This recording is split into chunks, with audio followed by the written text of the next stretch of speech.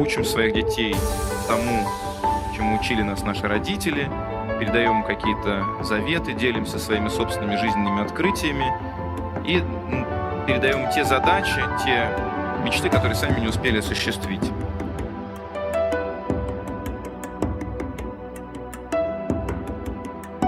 Поразительно.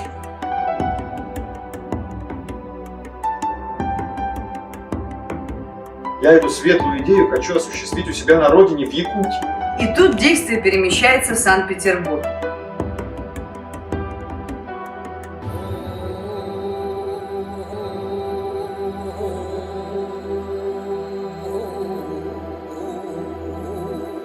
Доброе время суток.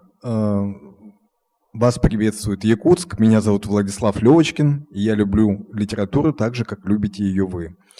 И мы продолжаем наши встречи с известными писателями, продолжаем наши мастер-классы в рамках школы драматургов Арктики.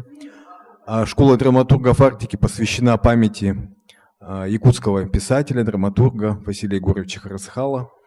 И мы благодарим наших партнеров в лице Фонда президентских грантов, Фонда тотального диктанта и музейного комплекса «Россия. Моя история».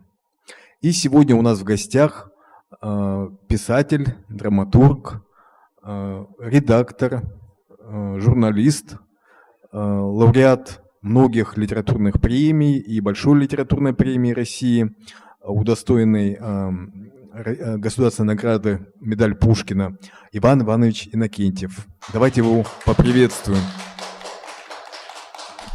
Добрый вечер.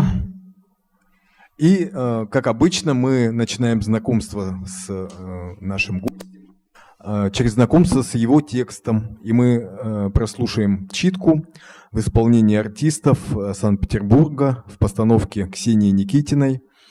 Это читка пьесы «Погасивший огонь». Она была написана в 1988 году. А сама читка состоялась на ледоколе «Красин», который стоит на приколе реки Нева в этом году. Пожалуйста, вашему вниманию.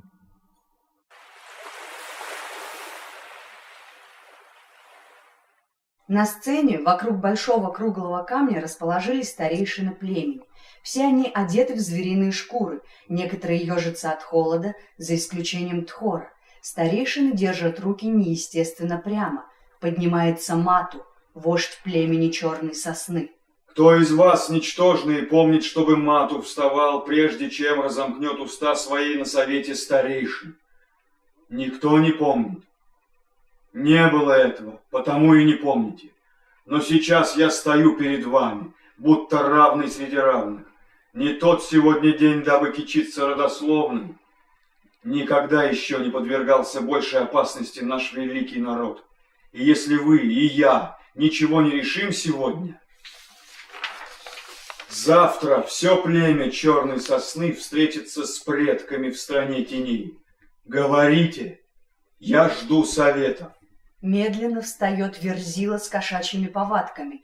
Это Итру, вожак охотников племени. Вождь, я всегда молчал на советах. Когда слова старейшин соглашались с моими мыслями, я был рад. Когда нет, огорчался, но знал, 6 голов всегда умнее одной. Что слышат сейчас чуткие уши охотника Итру?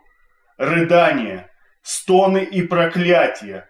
Рыдания бросают Итру в отчаяние, стоны вселяют страх, а проклятие пробуждает во мне надежду, вождь. Проклятие – это ненависть. Ненависть – это непокорность судьбе. Наш народ еще поживет, вождь. Голос твой, Итру, не шелест листвы. Взял слово, дай совет, я жду. Вождь, я хочу послушать остальных. Мой совет за мной, разреши. Хорошо, я подожду, Итру. Наступает тишина. Затем совет взрывается. Недоумение, недовольство, ропот слышны в гуле голосов. Мату решил подождать совета какого-то охотника? Слишком уж смел стал Итру. Накажи наглеца, вождь, немедли. Я жду совета. Все умолкают. Встает шаман. Седома. Ты всегда был мудр, вождь, и сейчас показал остроту ума.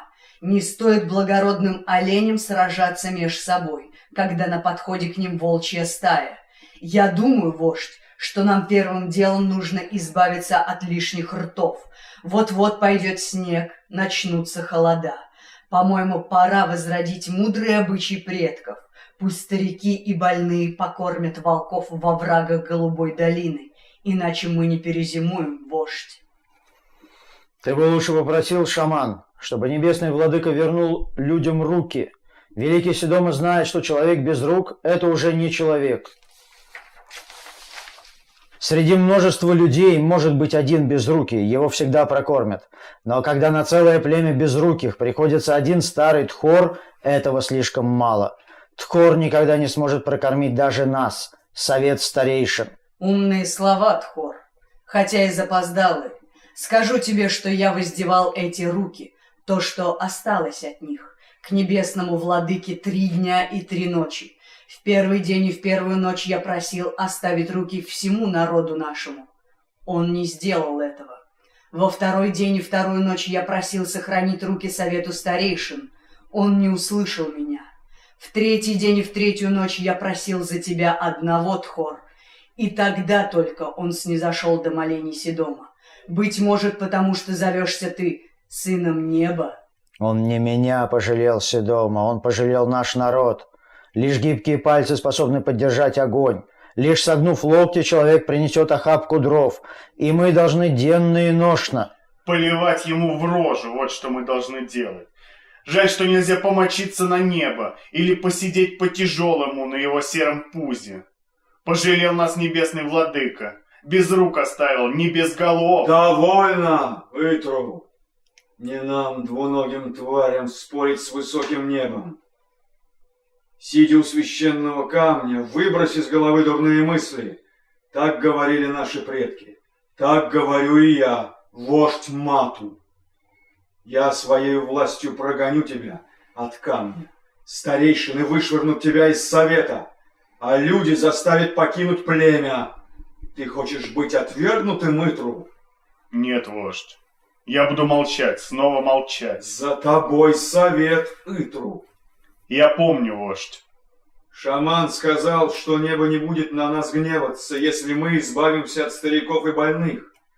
Что думает об этом юный Секкели, внук мудрого Торутая? Секкели, застенчивый парнишка лет 16-17, вскакивает, словно ужаленный, а деревеневшие его руки при этом нелепо болтаются, напоминая подвешенные на веревках палки.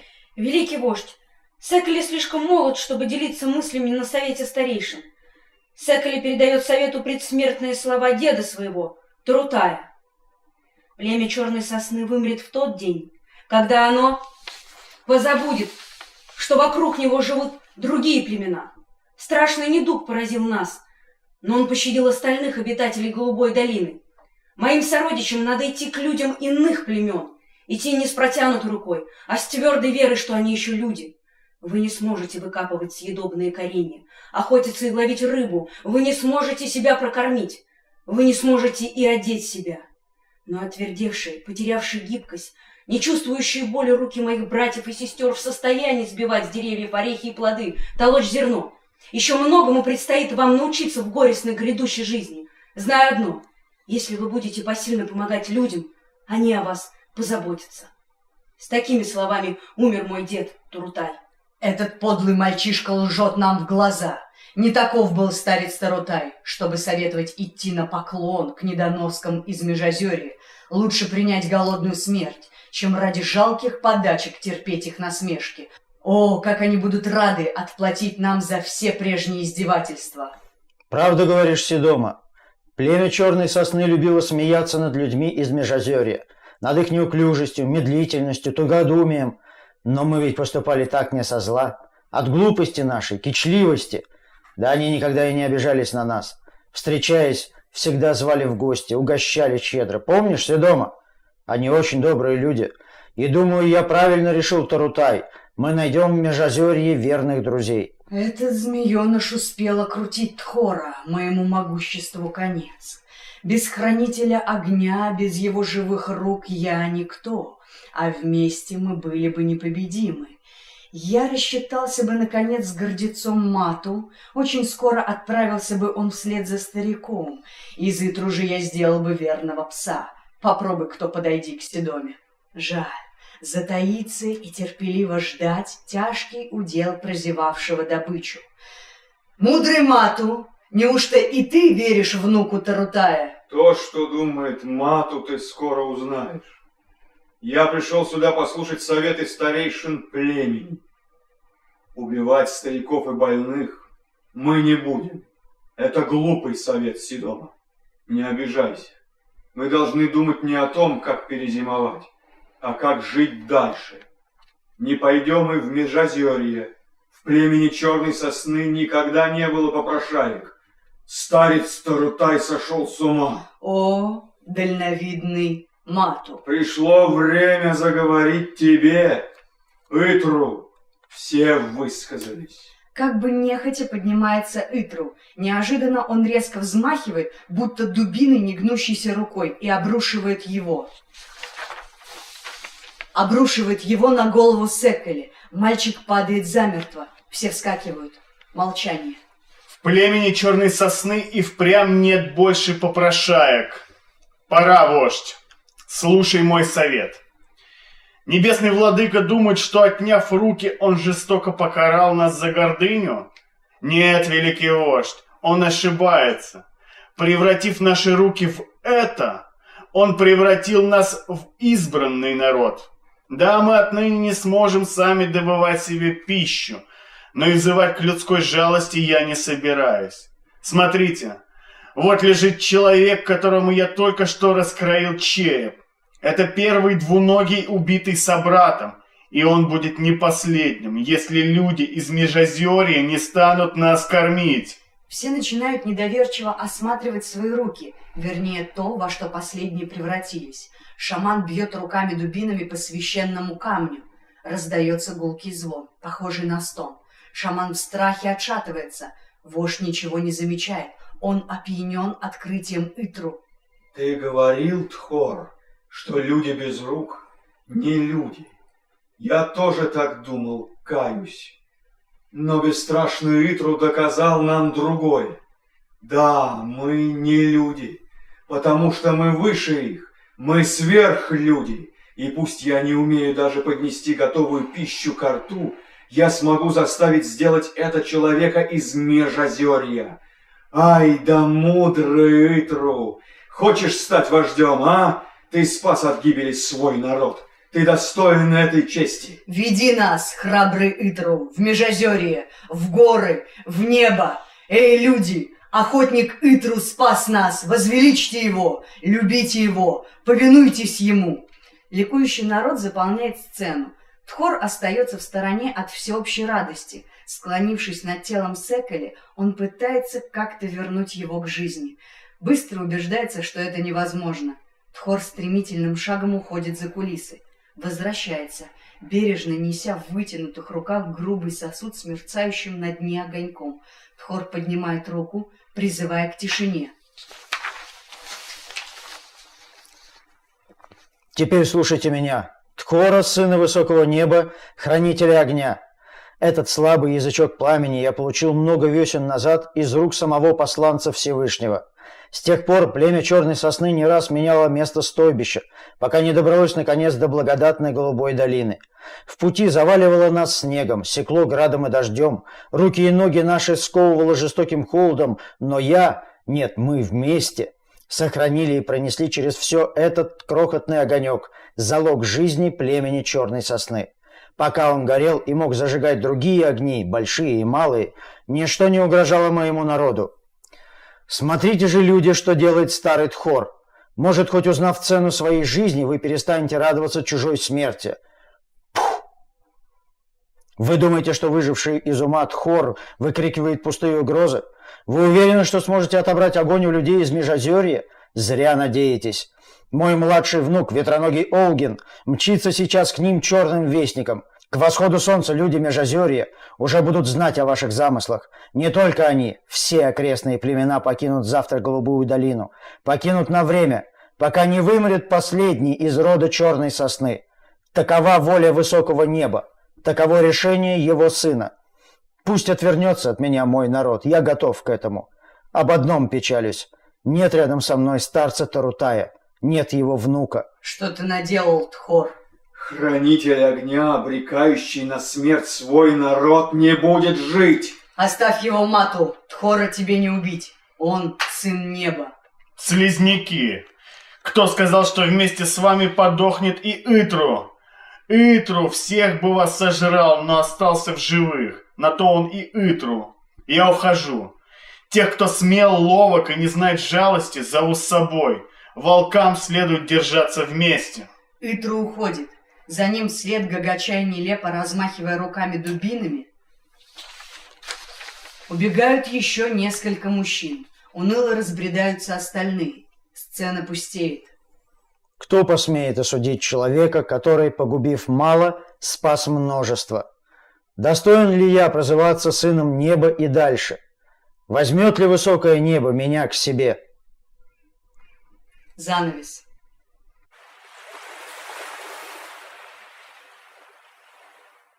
Давайте поаплодируем артистам.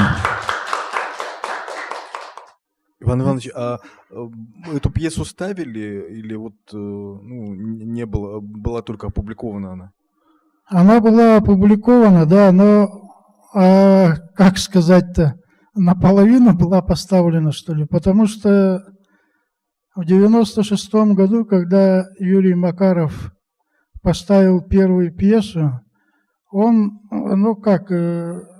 нельзя сказать, что это одна пьеса. Он взял кое-что из повестей, кое-что взял из других коротких пьес. И вот отсюда он тоже Ваше взял. произведение, да? Да, Всё? это по моим, конечно. Мгм. И в Саха-театре в 96-м году эта пьеса была поставлена на якутском языке. Называлась Джой, и как там еще? Имянг, да. Я даже забыл. Но была принята очень хорошо. Вернее, принят был спектакль тогда очень хорошо. Ну и поскольку Юрий Макаров, он все-таки главный режиссер был Нюрбинского театра, но Саха-театр потом после этого его уже не возобновлял, этот спектакль. Мгм. Иван Иванович, вообще как вот оцениваете читку? Удалось ли артистам вот вжиться в образы? Да, конечно. Мне очень понравилось, как они играли. Особенно вот когда даже маленькая эта девчонка такая, девчушка, так трогательно сыграла внука старца Тарутая, который почему-то так преждевременно скончался. Но было, да, как-то очень трогательно видеть это. Иван Иванович, поступили вопросы от участников конкурса, они тоже ознакомливались с текстом на сайте нашей школы, и там сам фрагмент текста публикуется. И как бы вот у читателей вопрос как раз-таки по сюжету, именно в основном по сюжету. Вот первый вопрос. История племени Черной Сосны написана в качестве поучения народу Саха, не так ли? Вопросительный знак. Не знаю, может, если бы сейчас, в наше время написал, может и не только к своему народу. А в те годы же я молодой был, отважный и решал мировые проблемы. И вот это, так сказать, предупреждение всему человечеству было мною написано, что ли. Ну и как прислушалось человечество? Да, знаете, как-то не очень они прислушиваются. Я, честно говоря, думал, что они сразу одумаются, и все, и будет очень хорошо. Нет, что-то... Ну, это получается ситуация перестроечной России, да? Взаимодействие на международной арене, да? Наверное, просто я хотел представить, народ, который, пусть он маленький, пусть он большой, но вдруг которого коснется какая-нибудь болезнь, страшная трагедия какая-то, беда случилась. Вот сейчас же с этим кошмарным-то ковидом-то тоже же все происходит очень много такого, которого чего бы не произошло в обычной ситуации. Ну, в обычные такие времена. Тоже такая болезнь непонятная, да? Да, и вот это тоже их поразила, такая болезнь непонятная. И вот они, люди же любопытные, они начинают думать, а что можно из нее извлечь-то? Может, польза? Кто-то там впадает в уныние, а вот видите, этот Итрут, он такой сразу сообразил, что это у него дубины такие, и даже самому делать не надо, но зато он не может себя кормить, вернее, он может это заставить сделать другого. Ну, в общем, человек как себя ведет в такой ситуации, когда там, ну, у него вроде бы и нет выбора, ну, а с другой стороны, правильно же говорят, что выбор есть всегда. И вот они тоже. И самый, мне кажется, я до сих пор соглашаюсь со стариком Тхором, хранителем огня, который погасил огонь племени, потому чтобы эта зараза дальше не распространялась. Вот эти люди остались не в том смысле зараза, что там у людей руки стали дубинками, а в том смысле, что уже в моральном, нравственном отношении, чтобы люди не стали теми, кем они не должны быть. Вот примерно так, наверное. Иван Иванович, вот очень подробный вопрос от студентки второго курса Арктического государственного института культуры и искусства. Она учится на режиссера-постановщика.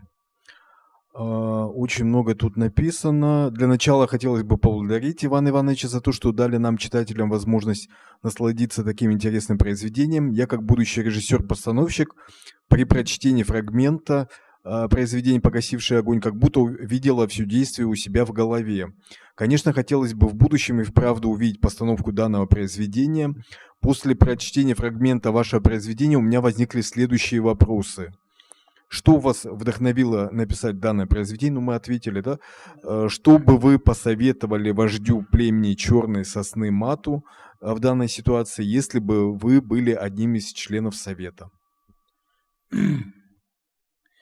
Ну, так-то я не знаю, что бы я посоветовал, потому что ему, в принципе-то, был дан совет.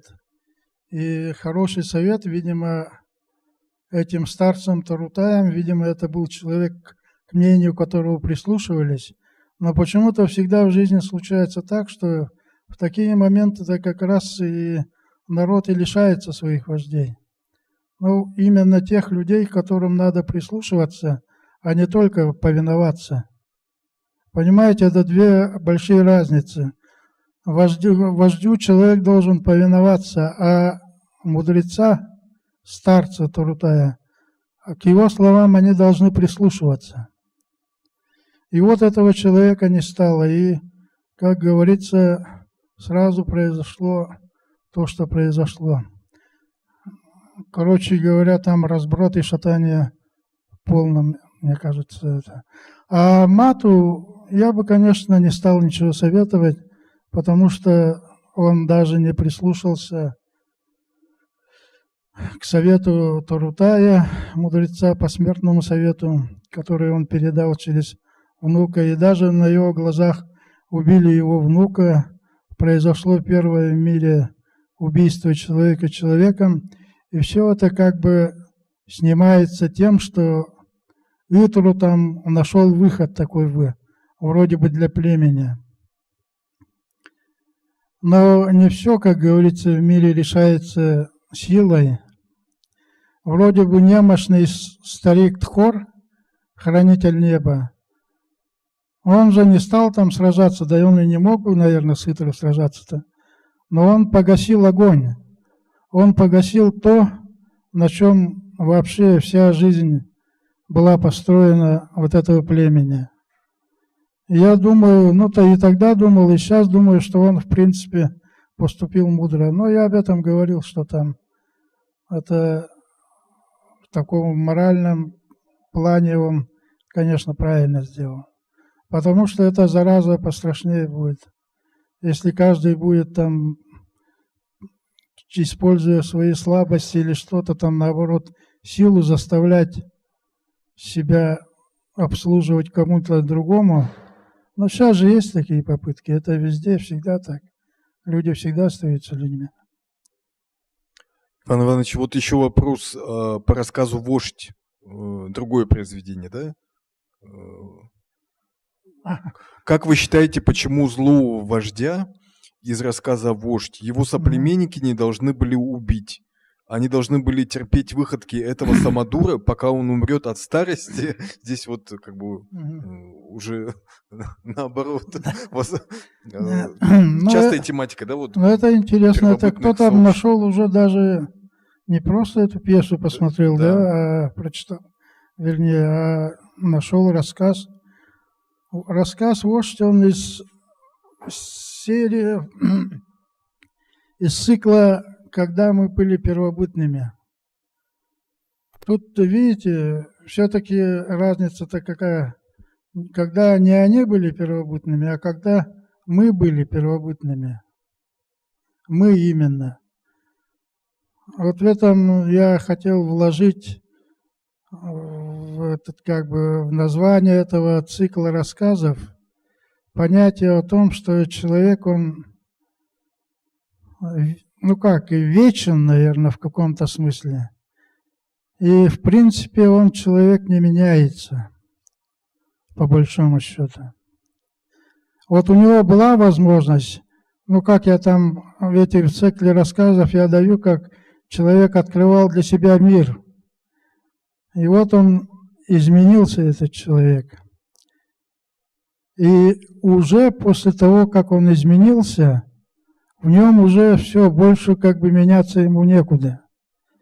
Но все равно какие-то, конечно, со временем происходят изменения, но это уже не принципиальные. А рассказ «Вождь» в том и заключается, что смысл этого рассказа, что вождь, он дан вождь есть вождь, но он все-таки и человек. Понимаете, какой бы он был хороший, плохой, но он прежде всего человек. И вот люди в этот момент, они начинают ощущать, вот эти первобытные люди, что они все-таки люди, и что они не должны убивать себе подобных. Хоть за что, у них нет такого права. Но если это в бою или где-то там, когда уже совершенно там невозможно, но у них, видимо, может, они потом его убили, но пока в тот описанный период они еще могут воздержаться от этого, от убийства. Потому что и в это время начинается изменение, что ли, человека. Он даже не совсем человек, но он начинает чувствовать, что он человек, что он представляет собой ценность. И не только он, а все окружающие его, они тоже люди. И вот сейчас же, спустя сколько тысячелетий, сейчас же только дошли до того, что за любое преступление нельзя человеку. Человек не имеет права казнить другого человека. Это не его прерогатива. Для этого есть высшие силы. Я лично с этим не очень согласен тоже как человек, но я знаю, что это справедливо. Но и в жизни же, я говорю, происходят такие ситуации, что именно легче убить этого подонка, как и поступил мужчина, который убил педофила. Тут же мужчины сидят там, я думаю, любой бы, наверное, так поступил. Но опять же нарушаем это, но видите как, человек на то и человек. Не знаю, насколько то есть такие философские, получается, парадоксы, да? Да, в сфере ваших интересов, да? Суть, зерно в этом, да, состоит? Да, чтобы конечно. Поставить какие-то нерешаемые вопросы, возможно. Человек же должен сам думать. Я, например, тоже думал уже, когда писал-то. И буду очень рад, если там кто-то вслед за мной тоже будет думать, там додумывать. размышлять. размышлять. Иван Иванович, ну вот еще такие вопросы тоже от наших читателей, участников конкурса. Есть ли у вас герой-любимчик из ваших произведений? Они же у вас такие все, ну, очень интересные личности, необычные. Вот есть ли любимчик?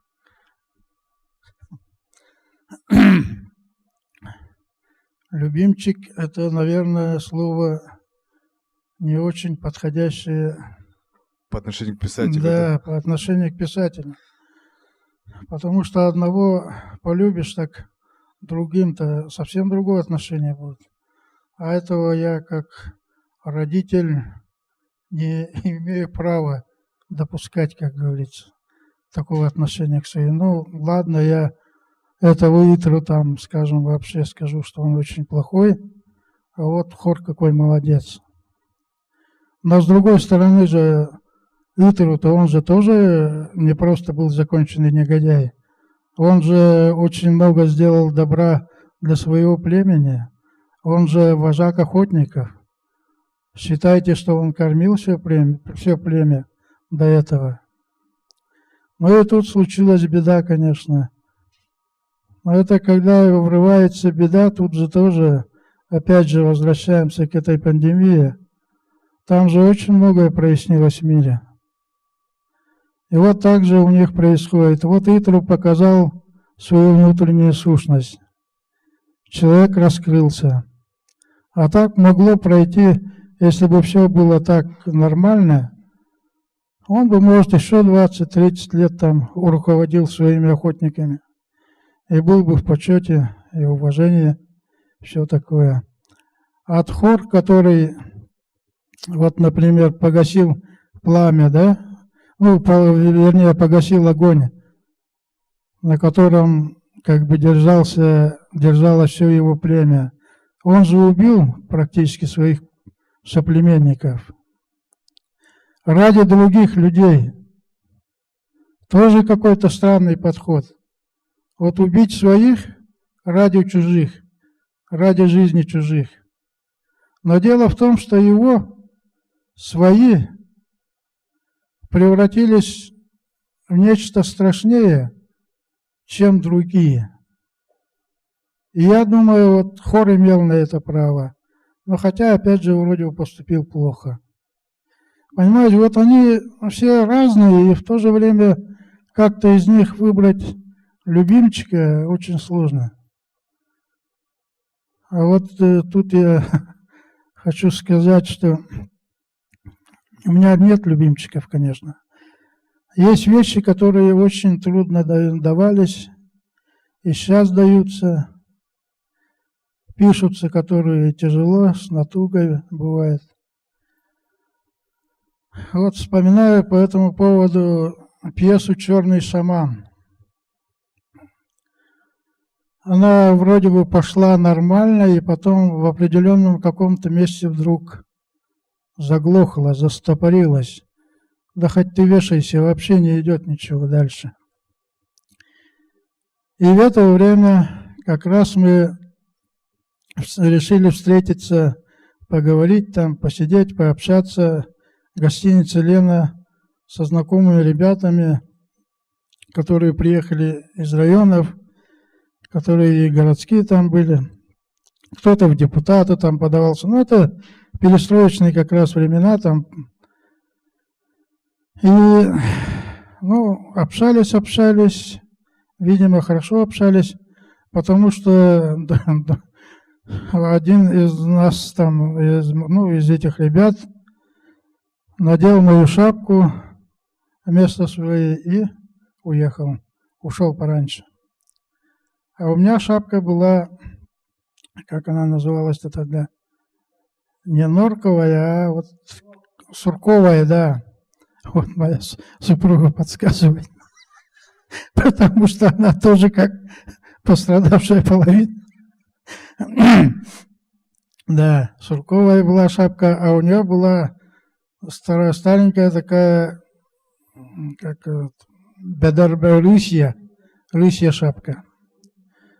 Но я не знаю, я его так-то хорошо не знал, но вот так вот думаю, ну как быть-то. Ну, на работу в понедельник пришел, И вдруг звонок. Звонят из Мадуцев. Это Мадуцы, это Мадут, поселок, ну, село в Намском районе. Звонит человек, который, ну, унес, как говорится, увез мою шапку. И он говорит, я, говорит, не могу вот это, но я узнал, что это я вашу шапку увез-то на себе.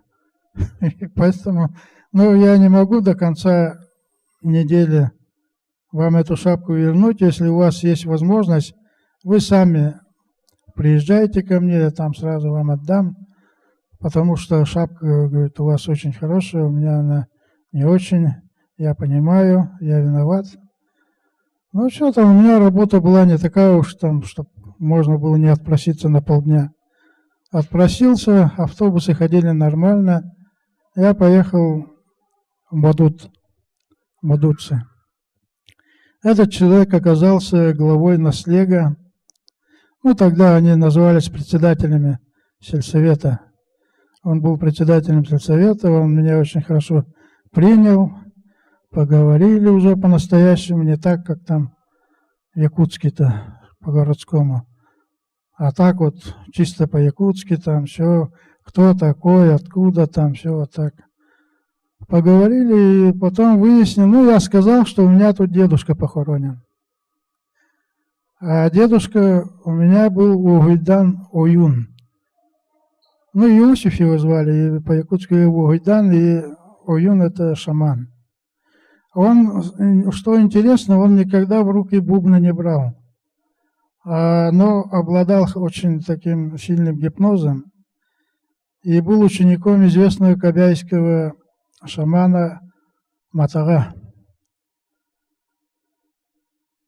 И что там, в общем, этот сразу удивился.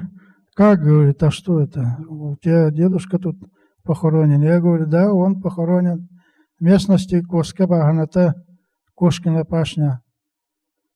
Он говорит, да, так слушай, Иван, ты не поверишь, но тут у нас буквально где-то недели 2 назад случай, говорит, был. А что за случай, говорю? Тогда же вот эти, ну и тогда, и сейчас там вокруг поселков же такие нормальные лес же вырубают. Ну, на дрова, там, на постройки, на все это. И все дальше и дальше уходит. А вот около местности Коска-Баганата там лесок оставили, потому что, ну, якуты же мы такие, так вот, священные места не трогаем. А вот тут приехали русские, бригада шабашников, человек 5-6, говорит. Ну, и сказали, что вот они приехали там, ну, заработать немножко денег, да это, порубить, ну, там, честно предупредил тогда его, это председатель сельсовета. Это же, говорит, опасно там все-таки. А что, говорит, он нам сделает? Мы же, говорит, издалека приехавшие. Да и национальность у нас другая. Ну, в общем, для нас это не проблема. Хорошо, что близко, мы согласны. Ну, а председатель-то что, он согласился. Аванс отдал им, их паспорта забрал. И все так вот. И те уехали на место работы. На завтра прибегает такой страшный этот, весь в ужасе, вот этот их начальник, ну, бригадир их шабашников.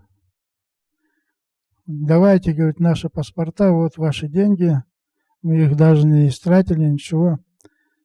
Мы уходим, уезжаем. А что такое? А что там объяснять-то? В общем, сами, если захотите, поедете, посмотрите. И убежал. На завтра в ту местность, ну, интересно же, любопытно. Вот председатель и еще несколько мужиков там поехали туда.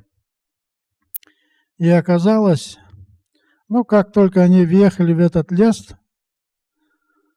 где вот только начали работать шабашники, они увидели, что весь лес, ну, деревья все повалены, как будто страшная буря там прошлась. А вот эти вот, у них были дружбы, ну, эти, знаете, пилы такие бензиновые. Все у них было покорежено, где вот эти цепи, там все порвано. Сами вот эти, на которых цепи, они прямо как будто кто-то их скрутил. Но это я сам не видел, это председатель мне рассказывал. И они поняли, что там случилось. И вот об этом он мне рассказал и предложил, тоже не хочешь поехать туда? Да, я говорю, как-то меня мама на этот счет всегда предупреждала, ты в такие дела сильно не суйся. Ну, и я предпочел, так сказать, забрать шапку да поехать себе в Якутск. Приехал, и вы не поверите, там буквально я за 2 недели, как приехал, закончил эту пьесу «Черный шаман». Она у меня как пошла, так только так шум стоял, как говорится. Ну и вот, и не знаю, как. Видимо, дедушка-шаман помог. Все-таки, наверное, почувствовал, что про шамана пишет человек, надо помочь. И специально вызывал, может, он думал, что я навещу его могилу, но на этот счет у нас вот 2 брата сейчас нас осталось. У нас вот мама от этого дела очень давно сказала никаких посещений. Вообще у якутов же не так, могилы-то первое время можно немного попосещать, а потом обычные даже могилы, родители там все это. Потом уже, вот когда христианство, там все вот так вот стало, что родительские дни, там все вот такое. Иван Иванович, ну вот у нас была заявлена очень интересная тема мастер-класса. Она называлась «Тогда готовьтесь к трудной жизни». Это все-таки не мои слова. Это слова, как я считаю, самого выдающегося русского писателя современности. К сожалению, вот не столь давно покинувшего сей мир, да? Я имею в виду Валентина Григорьевича Распутина. А почему это он сказал мне, и при каких обстоятельствах эти слова? Я говорил, что он к нам приходил, там вот эти, как в политехе знаменитом, вот такие как бы вечера были встреч, да, с писателем. Ну, как бы в миниатюре это были встречи такие. Но они оставили очень такой глубокий след, наверное, в моей такой юной студенческой душе. Так что я даже во 2 курсе или в 3 курсе, когда учился, решил сходить к нему домой, поговорить, показать свои рассказы. А в то время я писал рассказы, вот если возьмем такой лист, это четвертинка такого листа, страниц, и там мелким-мелким почерком целый рассказ писался, как правило, на одной стороне. И меня ребята-друзья называли большим мастером маленького рассказа. И вот такой человек узнает в справочном бюро, где живет Валентин Григорьевич. И вот наглость такая, юношеский максимализм или что там. Ну, когда, как говорится, все впереди ясно, все впереди прекрасно, все тебя поймут, все тебя полюбят, и ты все сделаешь, все сможешь сделать. Ну, я правильно поступил, как сейчас думаю. Поехал по этому адресу, постучался в квартиру. Валентин Григорьевич меня очень хорошо принял. Я с ними пообедал, с ними, с его супругой. Потом супруга пошла там чего-то строчить на машинке на швейной. А мы с Валентином Григорьевичем очень так, не сказать, что сильно коротко, где-то час, наверное, беседовали. Я вот сейчас дословно не помню, о чем мы там разговаривали. Но факт, что он похвалил и сказал, что это интересная просто форма. Я довольный пошел, как говорится, восвояси. Потом 2 встреча у меня уже с ним случилась уже в Якутске. А это было время, когда меня так-то в литературных кругах знали, как молодого писателя. Но все литературные страницы газет, журналы литературные И само даже вот это наше родное якутское книжное издательство были для меня закрыты. Я был как бы своего рода персоной нон-грата. Ну как, почему? Ну просто я никаким диссидентом, конечно, не был чистой воды. Но Абуллит наш, ну как всегда, это наша цензура. Тут есть молодые люди, не знают, наверное. Вот она, как всегда, перестраховывалась. Меня не печатали. А для молодого писателя это же самое страшное дело. Это как будто тебе кислород перекрыли. Это страшное дело, да. И вот я ходил, как бы... И главное, что писатели-то, вот в чем вся была это, ну, знакомые писатели, все говорили, хорошие у тебя рассказы, Иван. Ну, а то, что вот, ну, мы тут ничего не можем сделать. Ладно. Даже моя мама говорила, Джонку Духурьеха, ну, пиши как люди. Вот, но я говорю, я не умею, как умею, так и пишу. Как говорится, как дышу, так и пишу. И хорошо, но вот так вот мучился. И в 80, не помню, 5-м, наверное, году. А нет, где-то в 84-м, наверное. Проездом, как это, северное, это, да, на устье, да, русское устье, да? Русское устье, да. Вот проездом в русское устье там Валентин Григорьевич Распутин и тоже иркутский писатель Альберт Гурулев остановились в Якутске. Ну, потом дальше должны были полететь завтра. А я, ну как, вот взял свои 10, ну, много было, просто 10 рассказов своих отобрал и пошел просто тоже, как к старому знакомому, к Валентину Григорьевичу. Но думаю, пусть он прочитает, как он решит, так и будет. Потому что я его очень уважал. Тогда уже были очень крупные его, может быть, даже самые удачные вещи его уже в то время были опубликованы. Ну, пришел я к нему в номер, сказал, я такой-то, такой-то, я к вам приходил. Помните? Он, конечно, сказал, что он меня помнит, студента. Конечно, откуда он мог меня помнить-то? Разве что из-за наглости моей такой запомнил. Но он сказал, что помнит там все такое, и сказал, ну, оставь, Иван, эти рассказы, я почитаю, и завтра приходи пораньше. Ну, часов 8, потому что нам где-то у них там самолет был тоже до обеда.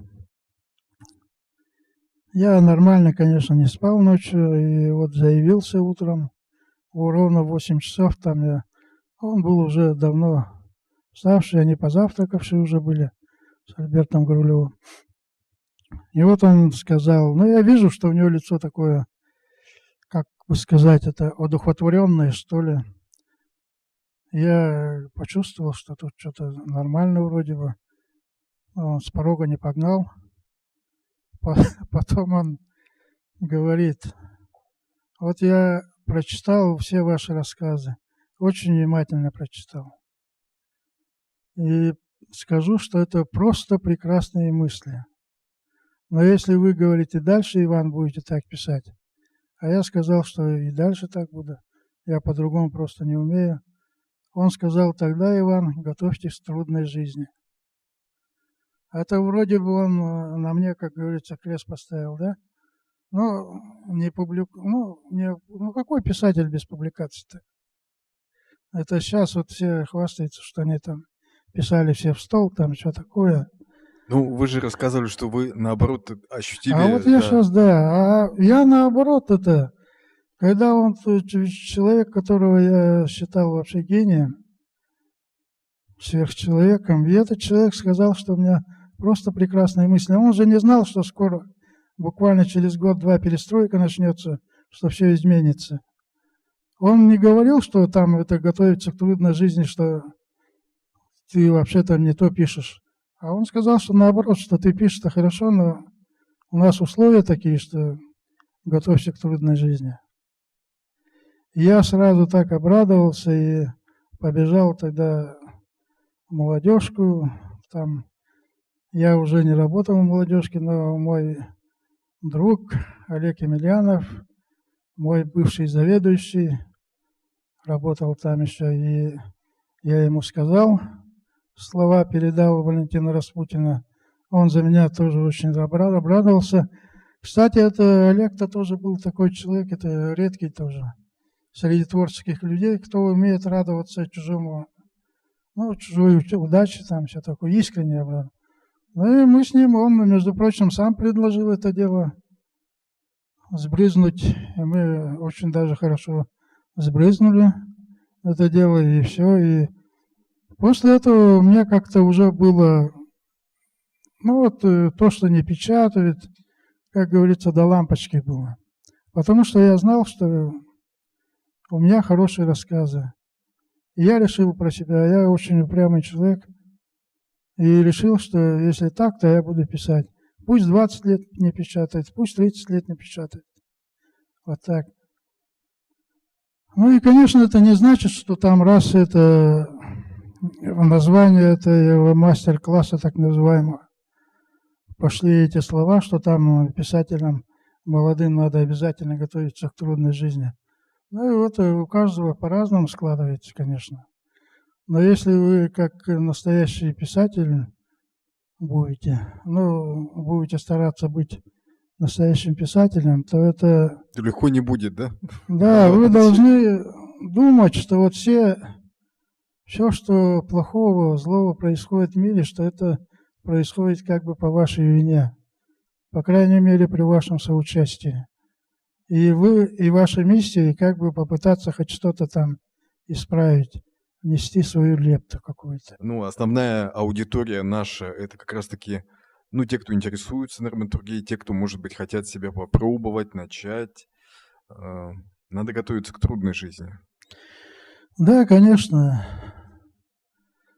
Но при этом надо знать, что вот если вы в себе не чувствуете какой-то Божьей искры, да, то лучше, наверное, за это дело не браться. Но вы же не хотите быть графоманами там, все такое, печататься за свои деньги. А как понять тоже? Нет, ну вот печататься за свои деньги. Пишешь, кажется, что хорошо. И многие люди же так думают, что хорошо, да. Ну, знаете, вот как себя есть же остановить? все-таки признанные писатели, есть все-таки авторитеты литературные. Очень простой совет, просто подойти к ним.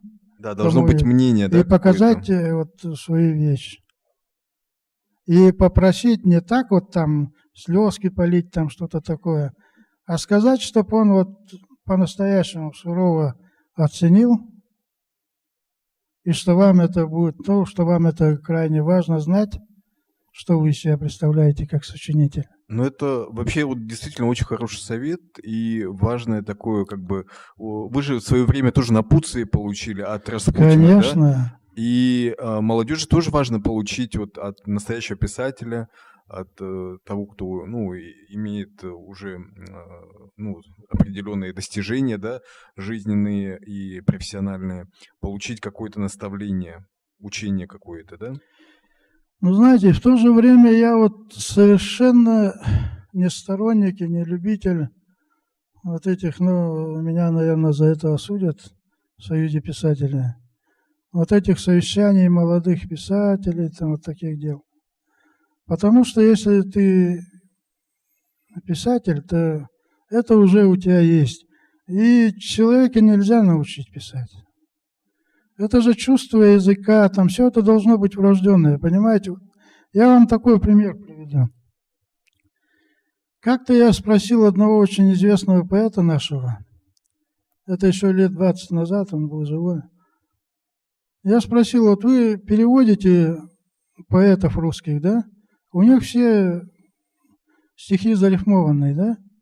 А почему вы в вашем переводе, они все, ну, без рифм, без ничего, так вот, свободным, так сказать, стихом передаете? А он так чуть ли не отвел меня в сторону, ну, просто я имею в виду, как это фигурально, так сказать. Ну, как, чтоб, типа, люди, чтоб не сильно слышали, сказал: Иван, говорит, у нас язык очень бедный, говорит. И мы не можем при всем нашем этом, говорит. Я к тому времени был уже человек немножко начитанный на якутском языке.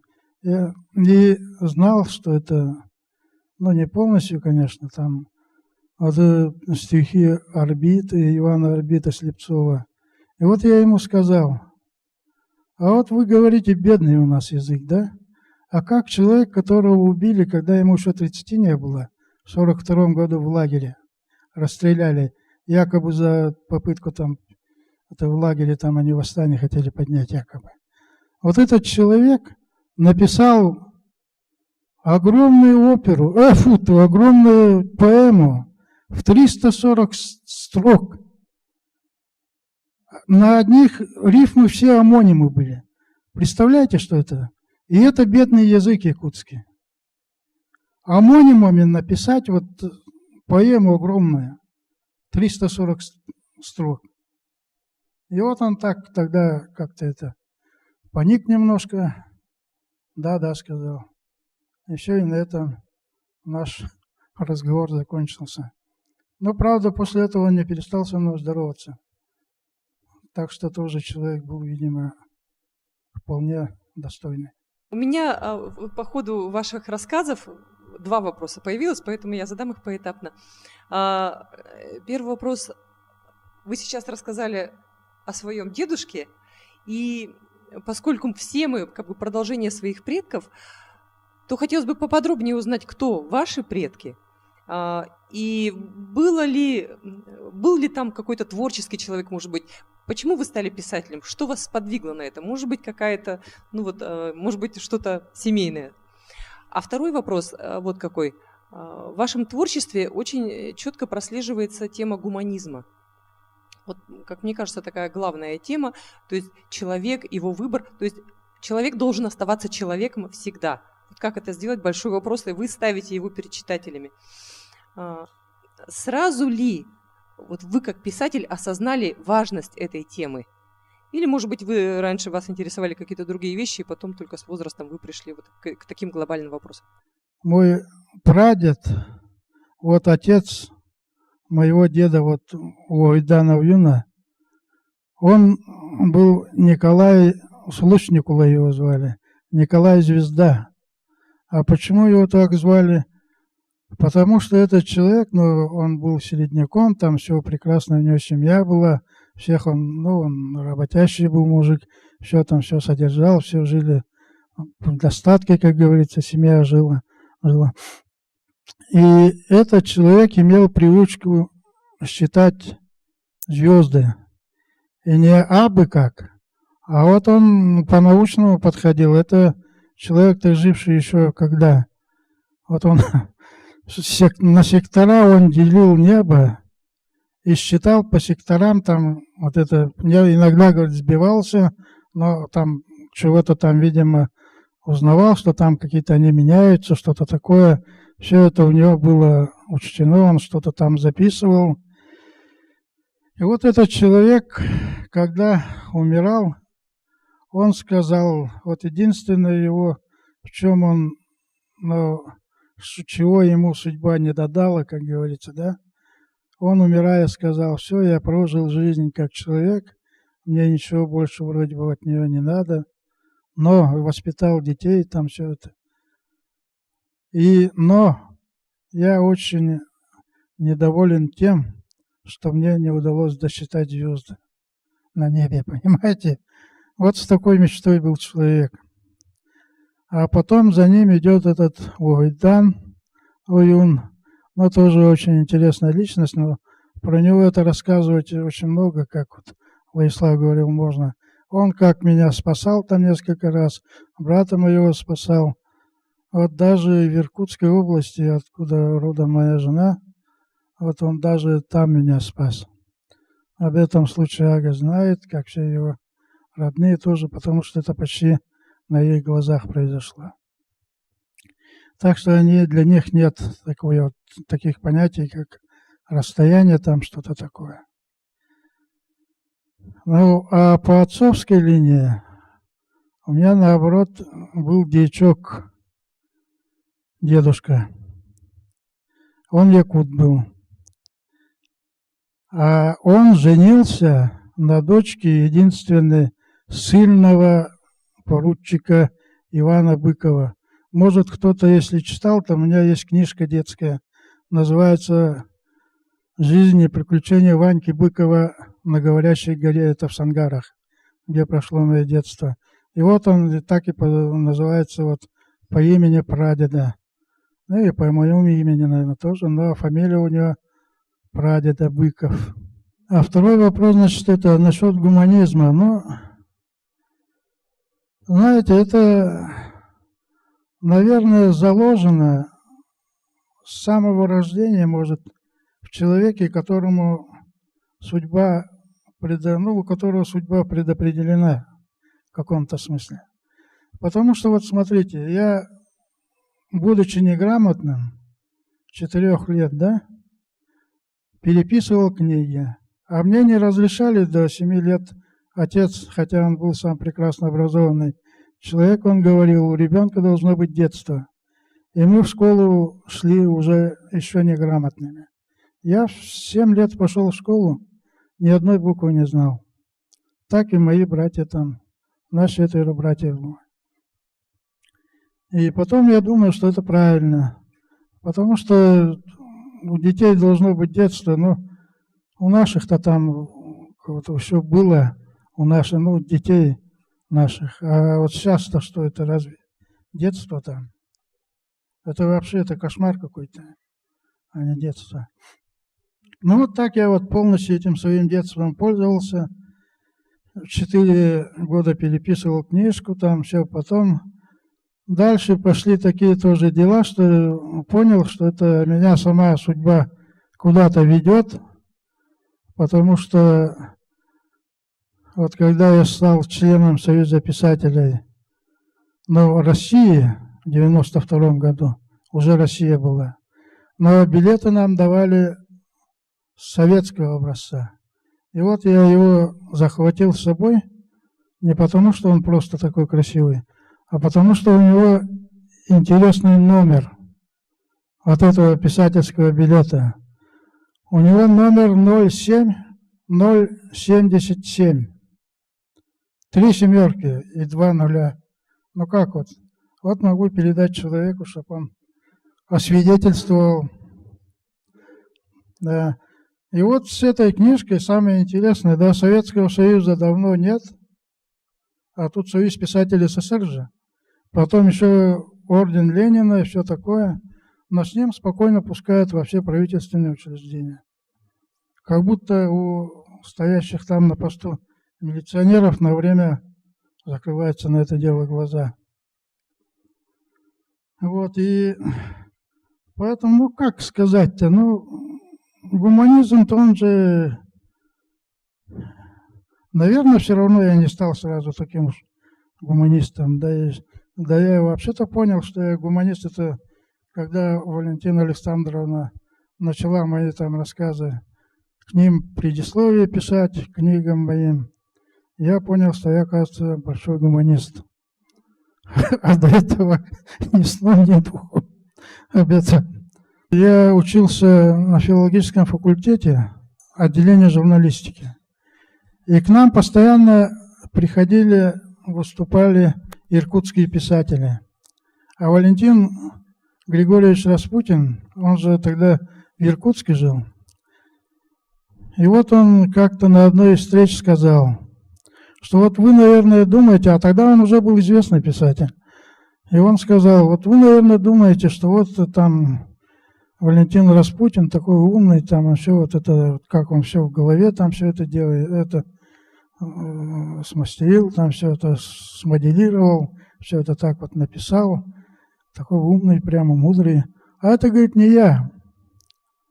Это я, говорит, ничего не знаю. А потом, когда начинаю читать критические статьи о моих повестях и рассказах, говорит, я вдруг понимаю, что я такой, оказывается, мудрый. Я об этом хотел сказать, я на то хотел указать, я, оказывается, вообще там на этом вот именно сфокусировать внимание вот какое-то. А я, говорит, об этом ни сном, ни духом. Вот у меня тоже такое. Так что не знаю, не помню, когда я стал гуманистом, честно говоря. Но предпосылки, видимо, были вот с детства. Хорошая у нас библиотека была у отца. Отец сам был таким гуманистом, человеком таким, ну, как сказать, очень интересно. Но это тоже долго рассказывать. И мать у меня интересная была. Вот. Про братьев тоже это уже долго. Иван, ну ты, наверное, я думаю, ты помнишь стихотворение Акуджавы, исторический роман, да? Каждый пишет, как он слышит. Конечно. Вот. Вот как ты слышишь наше сегодняшнее время, такое непонятное, невнятное, порой очень абсурдное? Ну, в общем, как пишется, как дышится, и легко ли это делать? Ой, это, кстати, вот очень люблю я эту песню в исполнении самого Акуджавы. Ну, у меня барды, очень много пластинок, я их собирал, начиная там с Владимира Высоцкого и кончая, ну, много кем там. Все там у меня практически есть, известные. И то, что вот как дышит, ну, как он дышит, так и пишет, да, человек, по определению Акуджавы. Но я, видимо, душу не совсем так, может, вровень с веком, да? И мне как-то вот иногда странно бывает смотреть на то, что происходит, да? И даже как-то я там ну, как-то одна мысль у меня мелькнула такая. Попав в 21 век,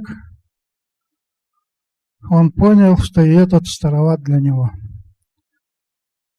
Впечатлением ваших героев, которые говорят не только о политике, не только философствуют, но и много говорят о поэзии и читают, я хотела спросить, ваш любимый писатель, ваш любимый поэт, и если можно, прочтите что-нибудь из любимого поэта.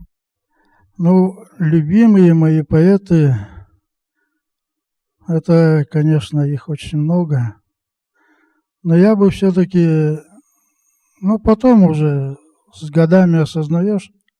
Я же сначала, честно признаюсь, Пушкина вообще как-то, ну, был по молодости тоже готов сбросить с корабля современности, как говорится.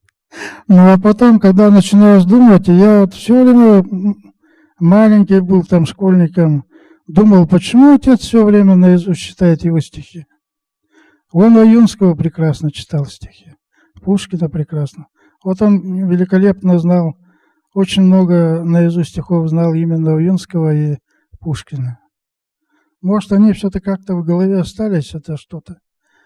И вот после 50 где-то я начал как-то открывать все это для себя заново Пушкина.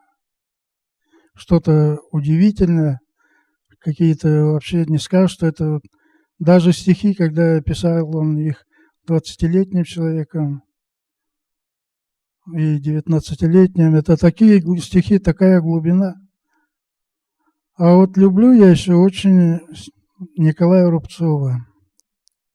Это, конечно, великий поэт был России. И как это, как всегда бывает у нас, вовремя его не поддержали, и он очень плохо кончил. Первое четверостишее не помню, там всего-то 2 четверостишия, да? Вот завершающее такое. Я повода оставил, смотрю другим вослед, сам ехал бы и правил, да мне дороги нет.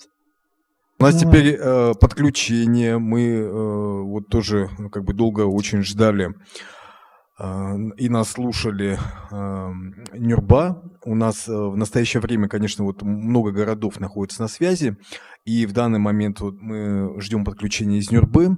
Приветствуем всех участников мастер-класса Утюгенболлун Иван Иванович.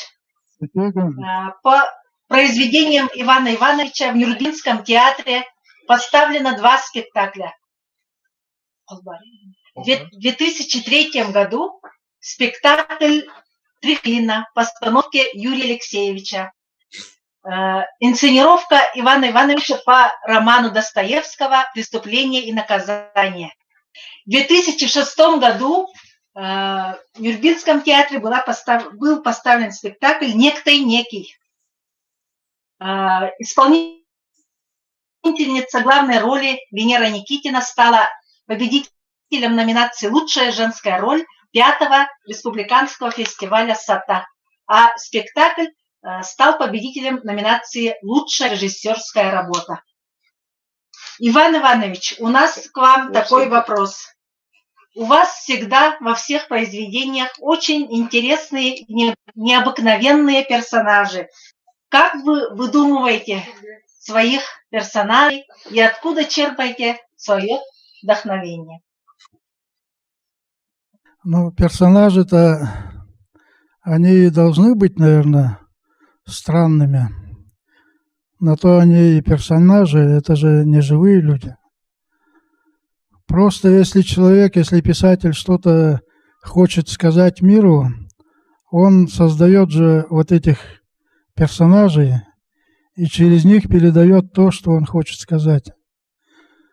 И вот если я, наверное, сам тогда тоже смотрю на мир, наверное, немножко с другого ракурса, если у меня вот такие товарищи появляются. Я думал, честно признаться, что даже немножко не такой, что ли, как все нормальные люди. Но потом почитал кое-какую литературу, и Фрейда тоже там, и у него есть тоже прекрасные, ну, какие вот слова, да, о том, что каждый нормальный человек, он в принципе-то ненормальный.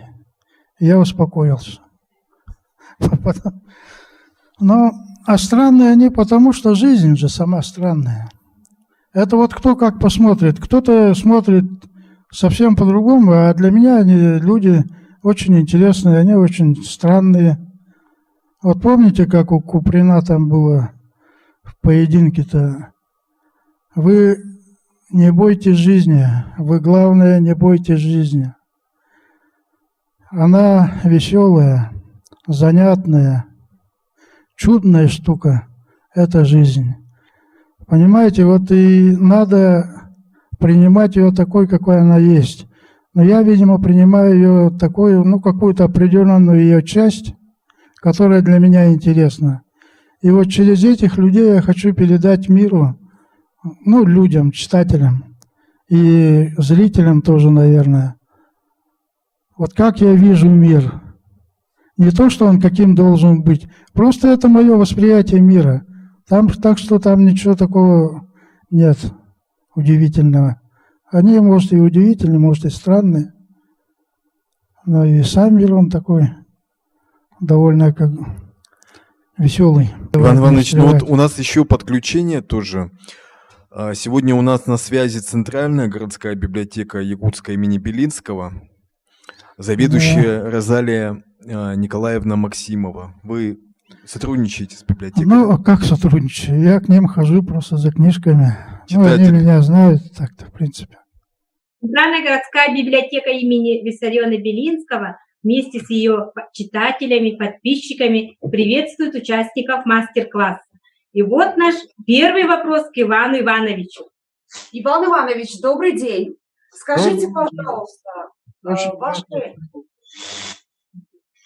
пожалуйста, можно ли сказать, что в какой-то степени ваши произведения являются автобиографичными? Сказать, что они автобиографичны, это было бы, наверное, пойти против истины. Они, скорее всего, антиавтобиографичны. Это поясню свою мысль, да?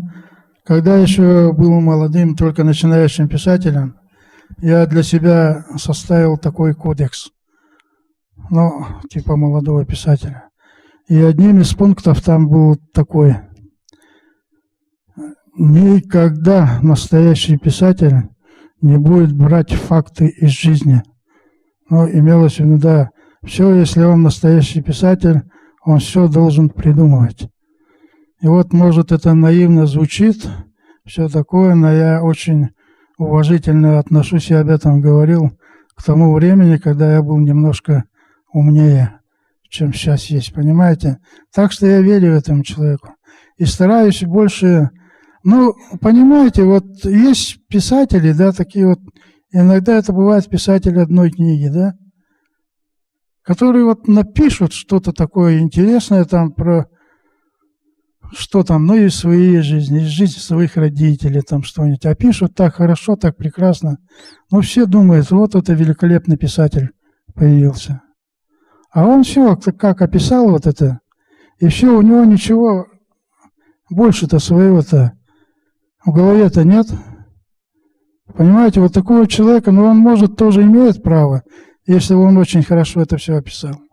Ну, великолепная книга вышла.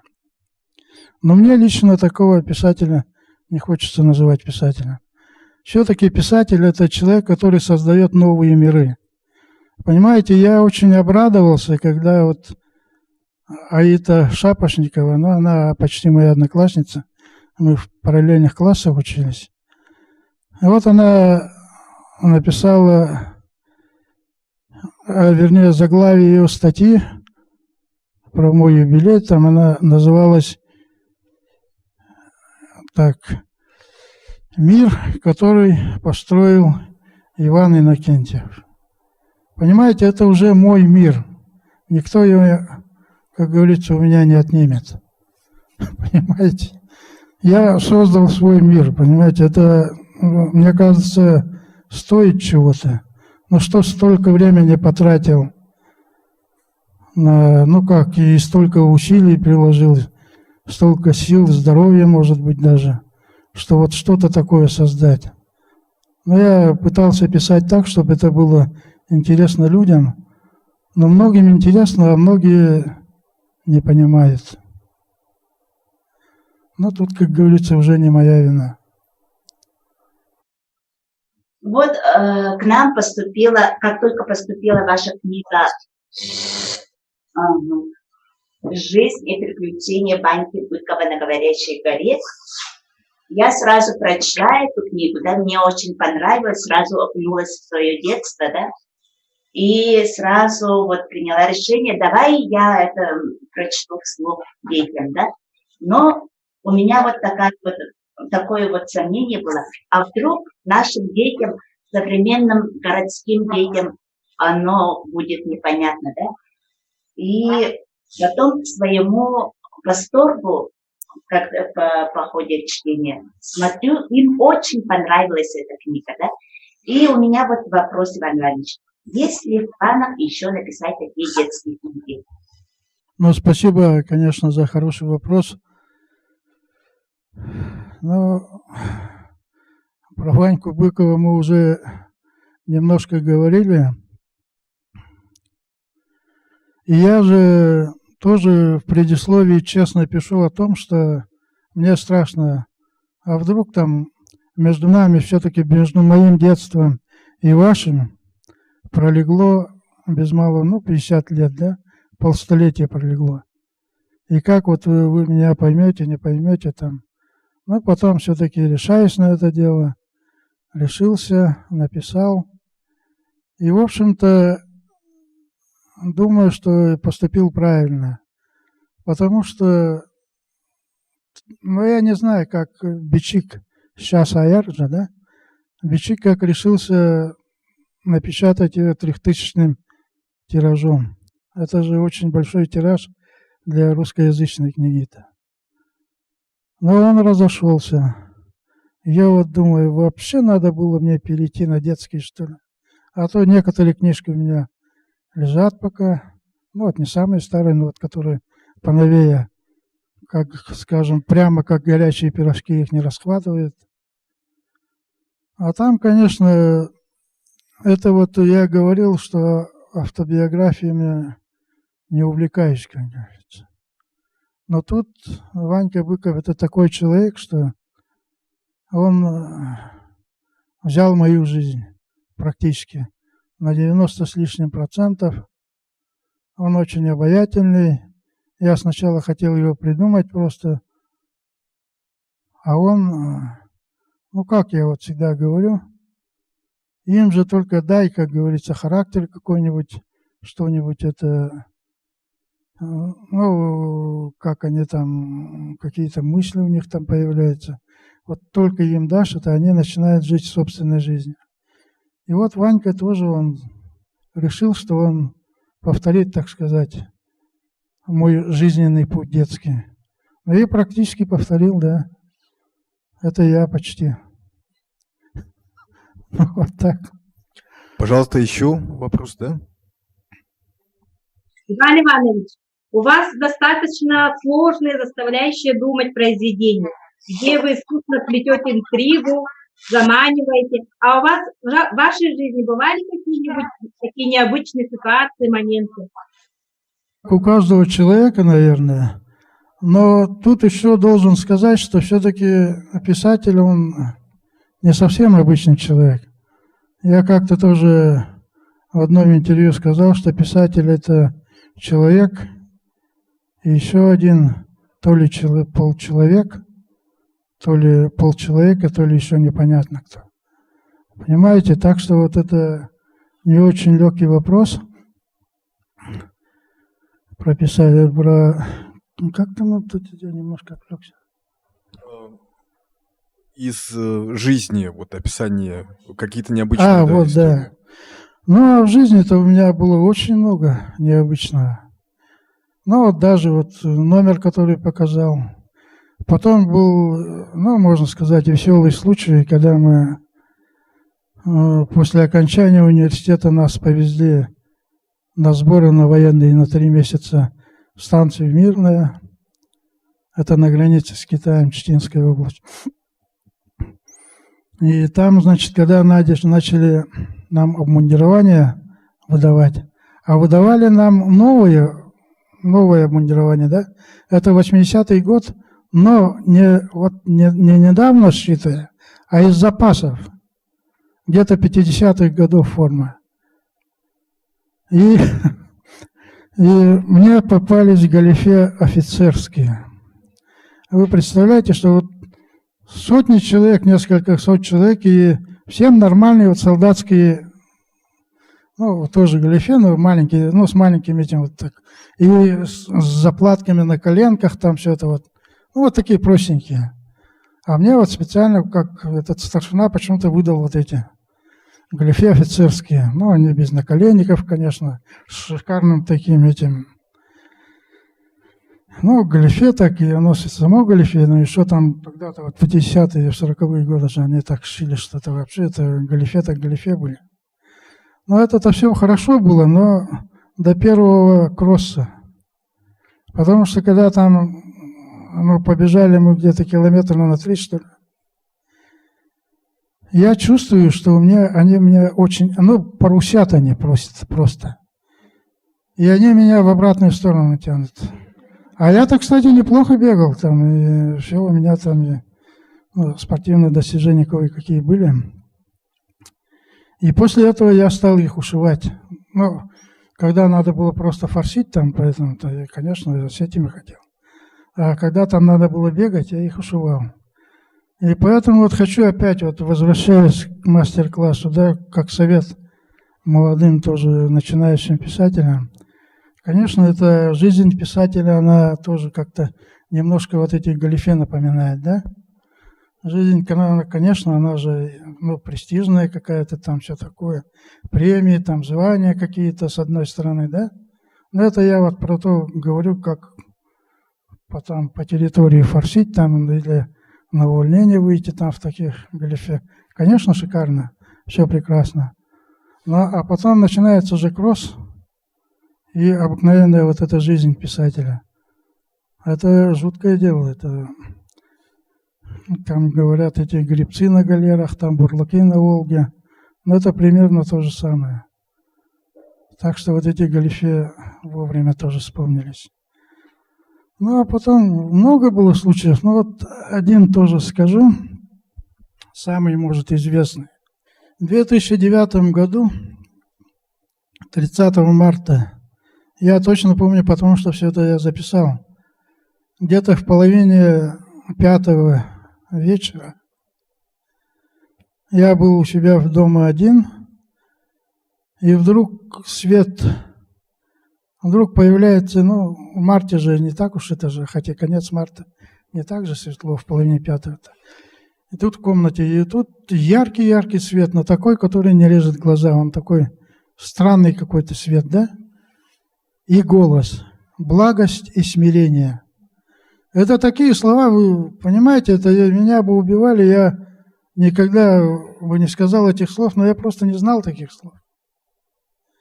И проходит где-то, ну, полминуты, может, секунд 20, исчезает свет.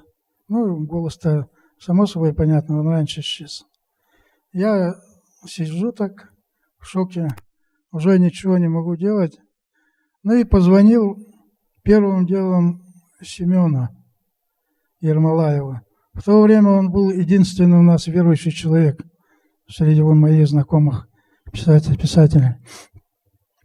И он говорит, ну я говорю, что это было? Он говорит, это тебе очень даже хорошо, это ты, значит, отмеченный человек такой. А что, говорю? А вот, говорит, был, и как будто он готовился, да, начинает рассказывать про судьбу Ивана Смиренникова.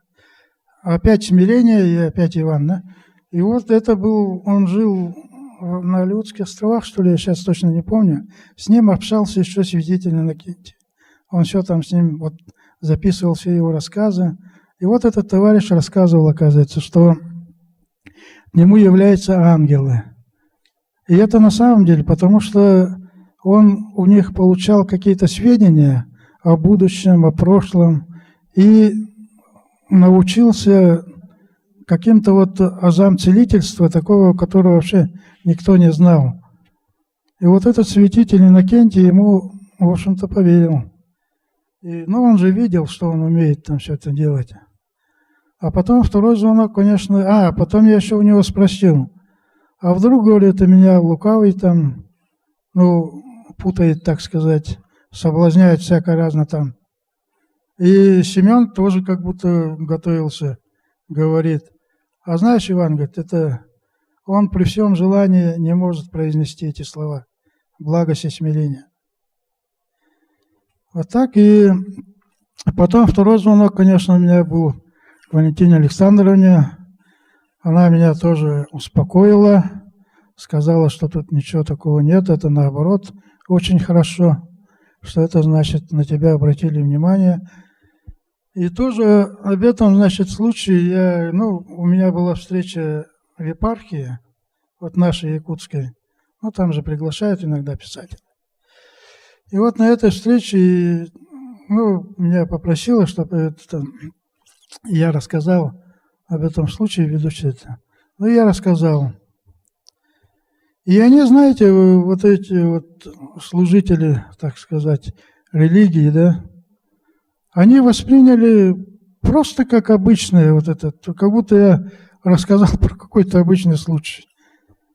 И потом они написали у себя на сайте, что вот писатель Иван Иннокентьев после перенесенного духовного опыта стал молиться Господу, там все такое. А это на самом деле, я в те годы, знаете, какой стал вообще верующий-то? Ой-ой-ой, это потом немножко, да, расслабился. Ну, я тогда что главное понял-то, вот после этой встречи в епархии, что, оказывается, вот это люди, которые причастны к церкви, да, к их таинствам, к ее таинствам, они знают об очень многом, что для нас недоступно. Понимаете, что для нас кажется чудом, это они прекрасно знают, что вот такие вещи происходят, что это как бы для них, необычные, конечно, но вот же там как иконы там все это и плачут там, и миротворят там, много чего уже происходит-то чудесного. Я хочу сказать, и чтобы все знали, что вы являетесь нашим читателем и нашим давним другом нашей библиотеки. В этом свидетельствуют ваши слова, которые вы оставили на память нам вот на своей книге. Позвольте, я зачитаю. Эти слова. Дорогим моим людям, сотрудникам абонемента Центральной библиотеки города Якутска имени Белинского с огромной благодарностью и уважением. Автор 12 апреля 2019 года. Мы вам очень благодарны за то, что вы подарили нам эту книгу и оставили свой автограф. И из всего сказанного, что вы говорили, мы услышали и некоторые моменты из вашего детства, и о том, что вы писатель, и что на вас действует, чтобы писать. А вот мне бы хотелось задать такой вопрос, чтобы вас немножко вы раскрылись со стороны как обыкновенный человек. Вот, а какие у вас еще есть увлечения? Писательство-то, наверное, сложно назвать увлечением. Но если увлечение, то это такое увлечение, что не дай бог каждому, как говорится. Ну, а увлечение у меня есть. Есть у меня домашний музей, который я постоянно пополняю. А начинался этот музей с того, что я вот решил сохранить в памяти о моих родителях вещи, которые были связаны с ними. Ну, история которых была связана с ними. У меня там в музее стоит, значит, швейная машина Зингер. Это мамина. Но она ей досталась еще от ее бабушки. И эта машинка до недавнего времени очень даже исправно исполняла свои обязанности. Ага на ней там шила. И спокойно она могла прошить несколько слоев джинсового материала. Это разве сейчас такие вещи делают? Потом отцовский магнитофон был вот такой большой, катушечный. Ну, из первых таких выпусков. А отец всегда любил, он такое вот новое, передовое, так сказать. И он купил этот магнитофон. Ну, у нас постоянно было много гостей дома. И вот он любил очень разыгрывать этих гостей. Ну, вот он включил ее, где-нибудь там закрыл ее тряпочкой какой-то, магнитофон. Ну и все, и записывает. И потом бац, и включает, и начинаются их разговоры. А магнитофона-то не видно. Все повторяется. Особенно люди, которые из деревень.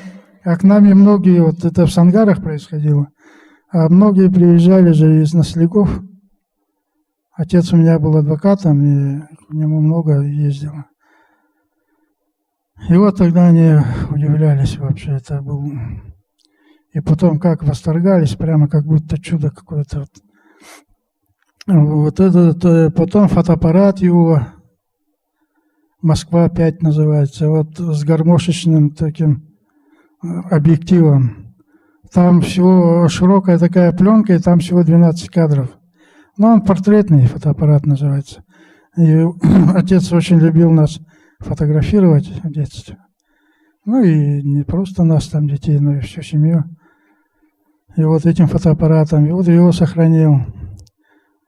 Потом, ну, много чего там есть у меня, но я просто назову такие. Вы многие там из вас, наверное, слышали про знаменитого вот этого купца Манетахула, да, Никифорова Василия. А сын его, а у меня есть самовар его сына в прекрасном состоянии.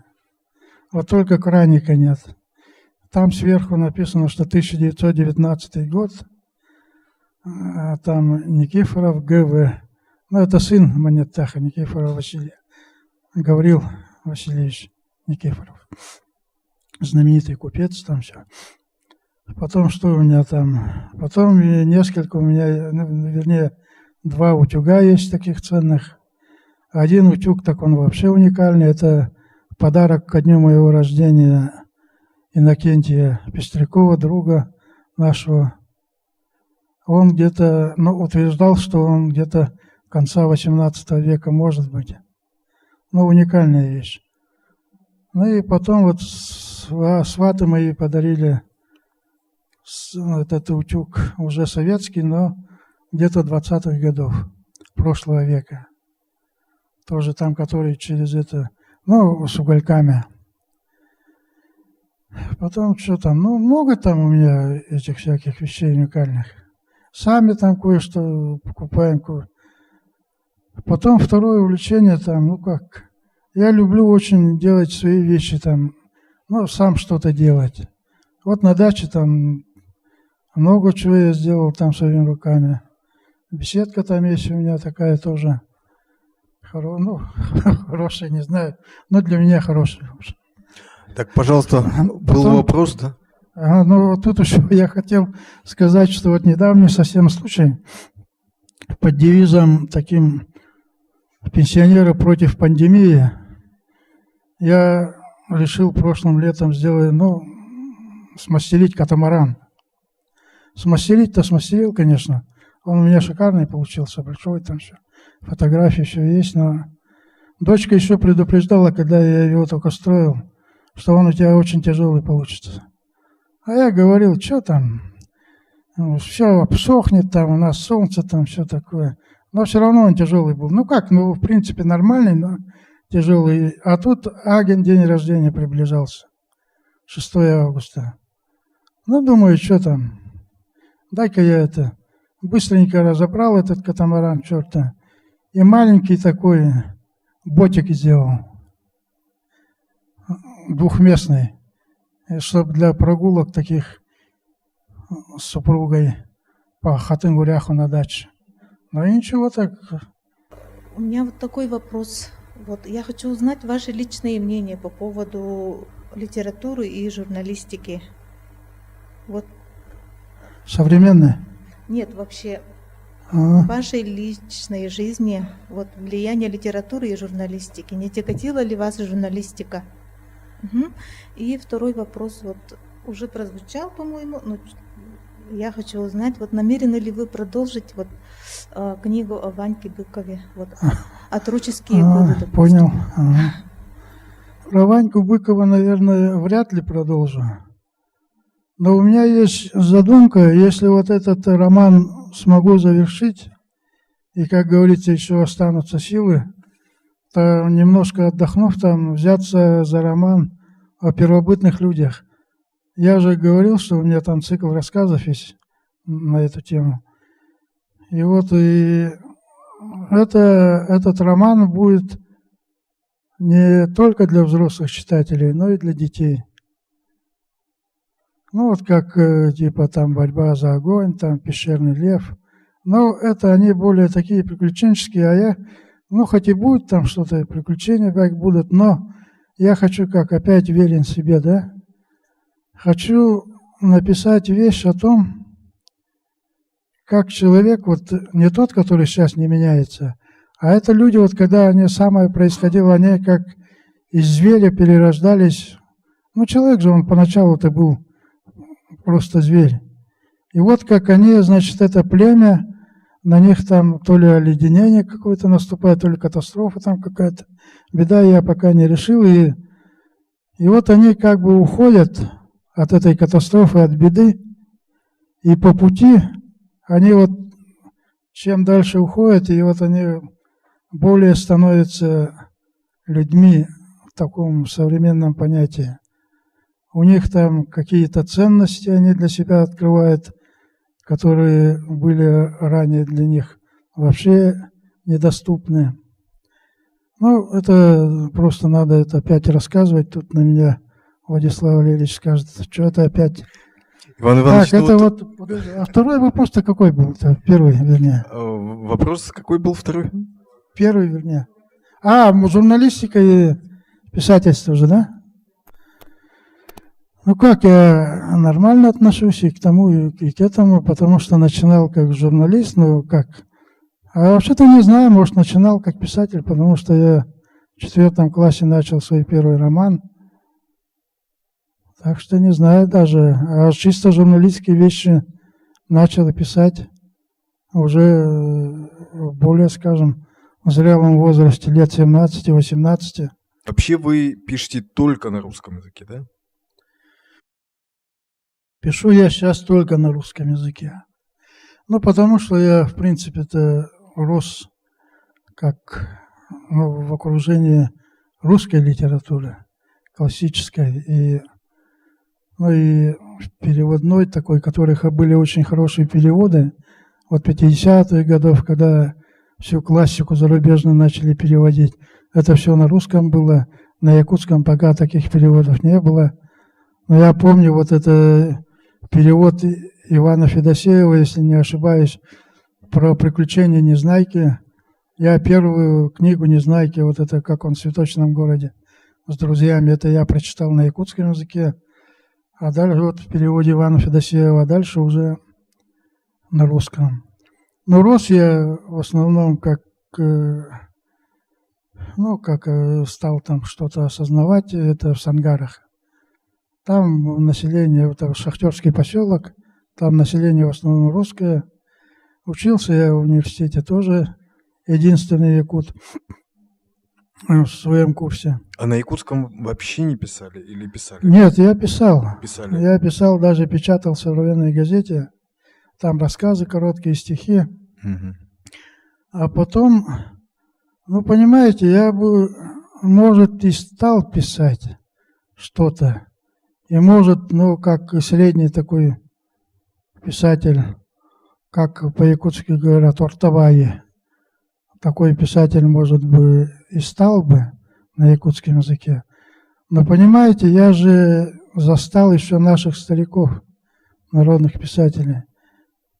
И до того, как я их там живьем видел, с ними общался, я же до этого читал их вещи. Я прекрасно знал, что вот этот якутский язык, он для меня недоступен вот такой. А писать так средненько, как говорили тоже наши аксакалы, на языке газеты «Кым», это вот была как «Соцякутия» газета партийная. Вот на этом уровне мне не хотелось. Угу. А вообще вот мысли к вам приходят, вот думаете в повседневной жизни тоже, как думаете, на русском или больше на якутском? Я, честно говоря, не задумывался над этим, да, и очень удивляюсь, когда вот кто-то там кого-то спрашивает, и он так четко отвечает: я думаю на якутском, я думаю только на русском. Не знаю, если бы я вот писал на якутском только бы, да, может, я бы и говорил, что я на якутском только думаю. Но, скорее всего, я больше думаю на русском, наверное. Допустим, вот «Погасивший огонь» тоже, мне показалось, что ощущается вот влияние якутского языка, и вообще в целом вот якутская литературная речь, она же такая речивая, да? Конечно, конечно. Как бы пафос такой, и прямо как будто построение фраз, вот, мне кажется... Нет, это обязательно же. Это же вот должно, у писателя, он же как вот правильно Валентина Александровна там написала в предисловии к моей книге «Артистизм прозы Ивана Иннокентьева». Помните, да? Артистизм. Это именно, что вот каждый же... у меня, я же говорил, несколько циклов там. Вот цикл, например, якутские рассказы есть. Там совершенно разный, другой стиль. Есть вот этот рассказ «Отставного поручика». Там больше 20 рассказов. Да, артист, как артист. Вот. И вот, да, и там чисто вот это вот, я вам почитаю специально, принес маленький рассказик из этого цикла, который, кстати, мне очень нравится. Я не знаю, как мы так и не смогли определить с Валентиной Александровной, откуда это, то ли от того поручика Быкова, то ли от того, что я сам тоже поручик, старший лейтенант запаса был, но сейчас в отставке. Иван Иванович, вот еще хочу уточнить, тоже вот не затронули вы, да, и на самом деле очень интересная тема, то, что, помните, мы с вами беседовали касаемо табу, писательского табу. Вот вы говорили о том, что есть, вещи, вы ставили себе определенный запрет на то, чтобы описывать, жизнь знакомых людей, близких, родных, да, и пока как бы не нарушали, да, этот запрет? Да, как сказать, потому что, я же говорю, я очень люблю и уважаю этого человека, который написал в свое время кодекс, по которому там нельзя ничего брать из жизни. Но жизнь-то она тоже со своими правилами, оказывается.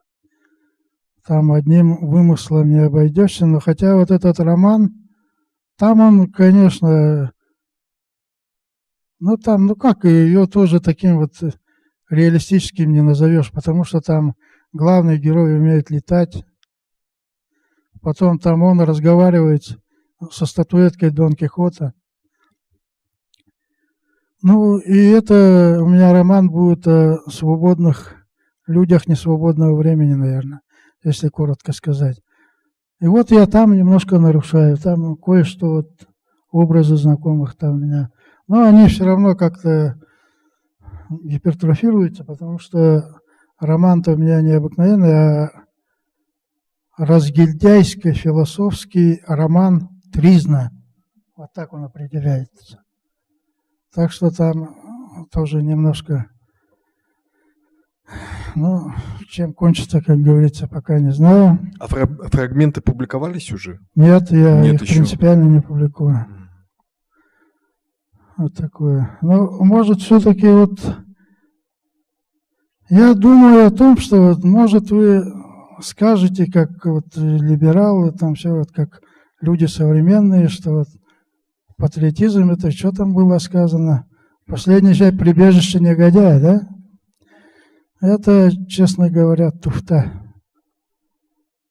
Я не ура-патриот, но патриотизм — это то, что должно быть у каждого приличного человека в душе обязательно. Я про этот патриотизм там, когда был молодым человеком, да, сказал так, но это было время, когда я попал в очень жесткие такие условия, не по своему желанию, и тогда я сказал, патриот — это человек, который, не раздумывая, готов погибнуть за нелюбимое Отечество. Получилось красиво, но не точно. Отечество не может быть нелюбимым. Правители — да, даже большая часть твоих сограждан — да, но не само Отечество. Когда стал кое-что соображать в этой жизни, про Отечество и гражданина высказался несколько иначе. Великое и гордое слово «Отечество» соответствует своему подлинному значению, заложенному в него глубинному смыслу, лишь тот чудесный миг, когда его произносит достойный. Достойный с большой буквы. Я очень благодарю строителей этого проекта, создателей, которые показали панораму таких разных удивительных драматургов.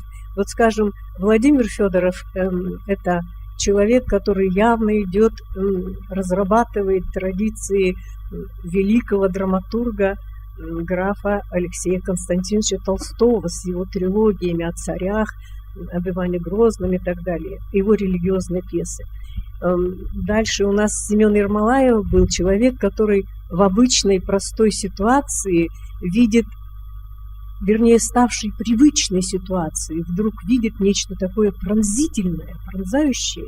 Я вот в прошлый раз не сказала, я была свидетелем триумфа Нюрнбергского театра во Франции, в Нанси, со спектаклем Ермолаева. Там мужчины плакали. 16 спектаклей прошло с полным аншлагом. И вот Иван Иванович совсем другой драматург, с его удивительными пьесами. Вот кто читал, скажем, «Каннибал» пьеса, да, поразительная совершенно, «Реквием по нерожденным», «Свидетель». То есть это такие странные ситуации, которые вообразить себе нельзя, и в то же время они написаны как реалистические. Я почему-то вот, простите, что длинно задаю вопрос этот, думаю, что это все восходит вот к такому мировоззрению, которое породило вот эту антиутопию «Путешествие в страну глазоглядов». Вот с чего вы к этому жанру пришли и связан ли он с драматургией? «Путешествие в страну глазоглядов» — это такая вещь была, но тоже той поры, наверное, когда, как уже говорил, ну, в шутку, конечно, что когда я решал мировые проблемы. И вот они мне казались как-то, важнее того, что вот происходит у тебя под боком, да? Но потом я понял, что в принципе-то я поступал правильно. И как и Сава Тарасов, вот наш народный поэт, не отрекаюсь ни от одной своей строки, как у меня есть такие строки. Ну, в общем, не важно. Но то, что он не отрекается от своих строк ни от одной строки. И вот так же я, хотя и может сейчас о другом немножко пишу, но я думаю, что эта вещь была написана правильно.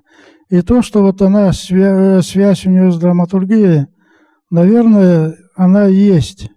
Я даже как-то сам однажды подумал, что вот не ставят его, хотя это повесть, а не пьеса, да?